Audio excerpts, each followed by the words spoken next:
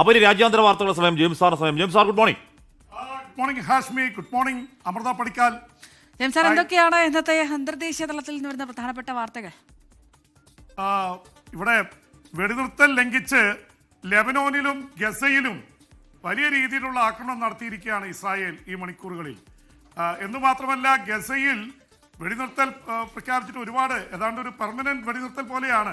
പക്ഷേ ഇടയ്ക്കിടയ്ക്ക് കയറി ആക്രമിക്കുന്നുണ്ട്. ഇത്തവണ ഗസയിൽ നടത്തിയ ആക്രമണത്തിൽ ഹമാസിന്റെ സായുധ സംഘത്തിന്റെ മേധാവി, ഒരുപക്ഷെ സിൻവാറിന് ശേഷം ആ സ്ഥാനത്തെത്തുന്ന മേധാവി ഇസുദ്ദീൻ അൽ ഹദാദ് കൊല്ലപ്പെട്ടിരിക്കുന്നു. ഒപ്പം 11 പേർ കൂടി കൊല്ലപ്പെട്ടിരിക്കുന്നു എന്ന വാർത്തയാണ്. അപ്പൊ വെടിനിർത്തലിനൊന്നും ഒരു വിലയില്ല എന്ന് നമുക്ക് മനസ്സിലാവുന്നു. ഒരുപക്ഷെ അവർ പറയുന്നത് ഹമാസിന്റെ നേതാവിനെ കൊല്ലാൻ വേണ്ടി ഞങ്ങൾ നടത്തിയ സ്പെഷ്യൽ ഓപ്പറേഷൻ എന്നാണ് പറയുക. പക്ഷെ അതിൽ കൊല്ലപ്പെട്ടിരിക്കുന്ന 11 സാധാരണക്കാർ കൂടിയുണ്ട് എന്ന് പറയുമ്പോൾ കാര്യം മനസ്സിലാവും.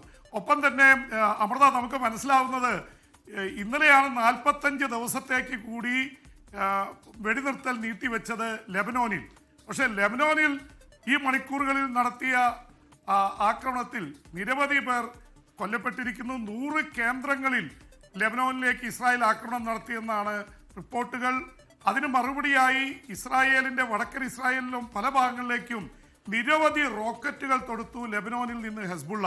അപ്പോൾ യഥാർത്ഥത്തിൽ രണ്ടിടത്തെയും വെടിനിർത്തൽ ഫലത്തിൽ ലംഘിച്ചിരിക്കുകയാണ്. അപ്പോൾ ഇറാനെ കയറി ഇസ്രായേലും അമേരിക്കയും ആക്രമിക്കുന്നില്ല എന്നതൊഴിച്ചാൽ വെടിനിർത്തൽ യഥാർത്ഥത്തിൽ ഫലമില്ലാതായിരിക്കുന്നു. എന്ന് മാത്രമല്ല, ഹോർമോസ് കടലിടുക്കിനെ ചൊല്ലിയുള്ള ഇത് വലിയ രീതിയിൽ വ്യാപിക്കുകയാണ്.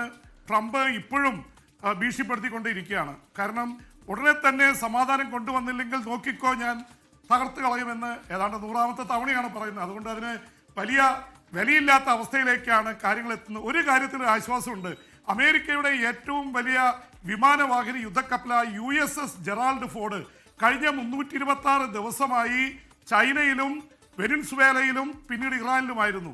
അതിനെന്തൊക്കെ കേടുപാട് പറ്റിയെന്ന് പറയുന്നത് അത് തിരിച്ച് അമേരിക്കയിൽ എത്തി എന്നുള്ളതാണ്. ഒരുപക്ഷെ കപ്പലിനെ ഇറാനിലേക്ക് വിടുന്നില്ല എന്നുള്ളത് യുദ്ധം അവസാനിപ്പിക്കാൻ ട്രംപ് ഉദ്ദേശിക്കുന്നു എന്നുള്ളത് തന്നെയാണ് നമുക്ക് മനസ്സിലാവുന്നത്. പക്ഷേ ഇസ്രായേൽ അടങ്ങി നിൽക്കുന്നില്ല, യുദ്ധം തീർന്നിട്ടില്ല എന്നാണ് ഇസ്രായേൽ പറഞ്ഞത്. ഇസ്രായേൽ പ്രധാനമന്ത്രി ബെഞ്ചമിൻ നെതന്യാഹു ലോകം മുഴുവൻ ഇസ്രായേലിനെ ഒറ്റപ്പെടുത്തുന്നു എന്നുള്ള ധാരണയിൽ പല TV ചാനലുകൾക്കും അഭിമുഖം അനുവദിക്കുന്നു. UAE-യിലേക്ക് രഹസ്യ യാത്ര നടത്തിയെന്നുള്ള വാർത്തകൾ വരുന്നു.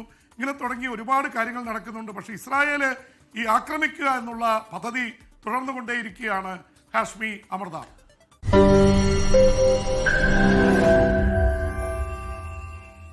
ലോകത്തെവിടെയായാലും ഏത് സമയത്തും 24 വാർത്തകളും ഓഗ്മെന്റഡ് റിയാലിറ്റി പാക്കേജുകളും എക്സ്പ്ലെയിനറുകളും വിശദമായി കാണാൻ ഞങ്ങളുടെ YouTube ചാനൽ നിങ്ങൾക്ക് സബ്സ്ക്രൈബ് ചെയ്യാം.